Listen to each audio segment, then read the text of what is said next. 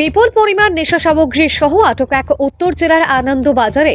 পুলিশের নাকা চেকিংয়ে বিপুল পরিমাণ নেশা সামগ্রী সহ উত্তর ত্রিপুরার আনন্দবাজারে ধরা পড়ল এক নেশা পাচারকারী যুবক। জানা গেছে, রবিবার ধর্মনগর থেকে কৈলাসহর যাওয়ার পথে চালক সহ একটি নম্বরবিহীন পালসার বাইক আটক করে আনন্দবাজারের নাকা চেকিং পুলিশ কর্মীরা। পরে বাইকে থাকা চালকের ব্যাগ থেকে 21 প্যাকেট বার্মিজ সিগারেট সহ অন্যান্য নেশা সামগ্রী উদ্ধার হয়। ধৃতের নাম শাহিনুল রহমান, বাড়ি কৈলা শহরে। বর্তমানে তাকে থানায় আটকে রেখে টানা জেরা চালিয়ে যাচ্ছেন ধর্মনগর থানার সাব ইন্সপেক্টর মনোজ পাল। ভানুচন্দ্রের রিপোর্ট, আসাম প্রাইম নেটওয়ার্ক। অন্যান্য দিনের মতোই আমরা রুটিন চেকিং চলছিল আনন্দবাজার নাকাতে আর কি। এটা নাকাতে প্রতিদিনই চলে, তো আজকেও সেই অনুযায়ী আমরা ওইখানে বিকেল চেকিং করার জন্য এসআই মনোজ পালকে পাঠাই।